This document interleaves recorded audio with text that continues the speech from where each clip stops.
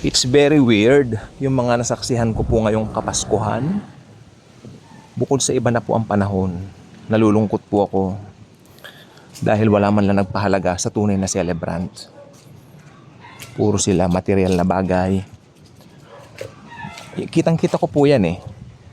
Parang hindi Pasko. At least nung araw, nung medyo bata-bata pa po kami, when you say Christmas, at least may involvement kay Jesus.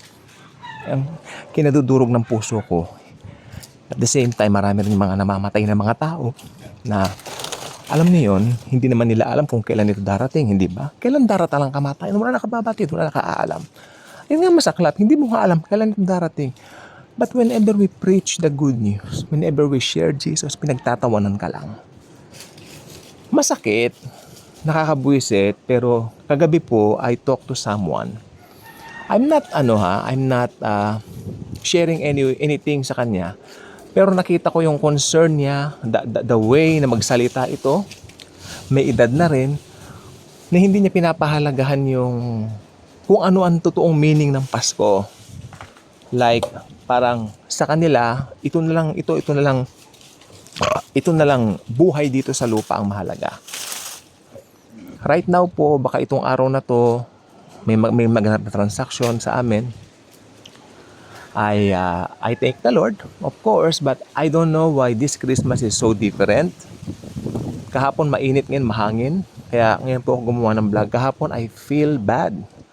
I feel so bad yesterday. I don't know, tinatangad ako. Inoobserbahan ko yung paligid. Wala, parang ibang-iba na po ang Pasko. But kung Kristiyano ka, ang kagandahan nito, daily, Pasko sa'yo. Wala kang specific date na, uy, ito masaya ako. Uy, ito ganito ako, ganyan ako. Hindi. Pag Kristiyano tayo, lagi tayong happy, masaya. Of course, sa ating espiritu, perfect na po tayo. Okay, kahit ganun ang feeling ko kahapon, I feel bad, you know what, parang baka hindi matuloy yung transaction, pero ngayon matutuloy na lang. Kahit ganun, nakita ko yung kamay ng Diyos, kamay ng Panginoong Hesus na inaayos po niya lahat para sa mga anak niya. Kaya, yun, ito po ang gusto ko pong sabihin sa inyo. Sabi ng Bible, if you hear His voice, don't harden your hearts. Ano yung today dito sa Bible na ito? Yung today po dito, ito yung sinasabi na, ngayon, pag may nangaral sa inyo ng Ebanghelyo, kapag ka narinig ninyo, pasensya na po sa mga aso, kapag ka narinig ninyo, huwag nang patigasin ang mga puso ninyo. Magdesisyon na kayo. Sapagkat ang sineshare po natin dito ay walang iba kundi si Jesus. Wala na pong iba. Yung finished work niya sa cross.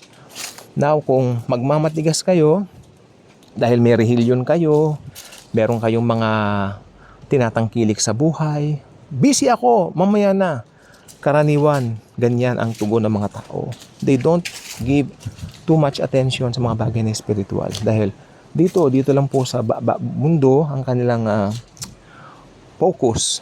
But pag dumating po yung araw ng death, ng kamatayan, which is uncertain sa lahat ng mga tao, doon po nila sasabihin na sana nakinig pala ako nung nasa lupa pa ako. Pero pag namatay na po, wala na pong pag-asa. Pag nasa impyerno na po, nasa impyerno na.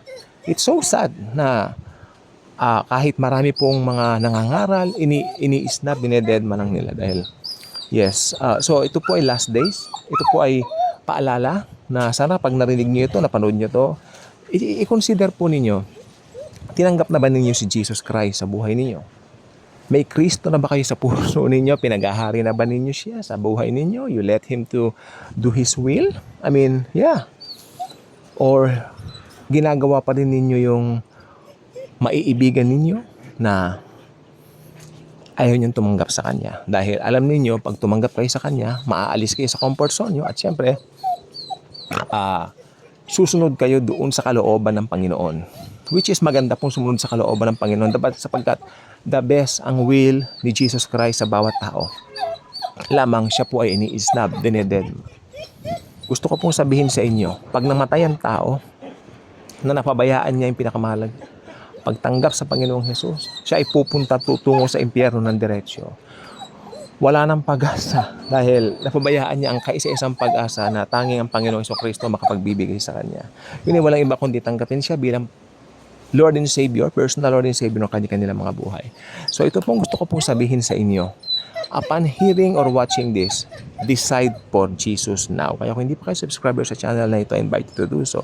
Click the notification bell, share the video, share the wonderful love of the Savior, the Lord Jesus Christ. Thank you, and Jesus truly loves us all.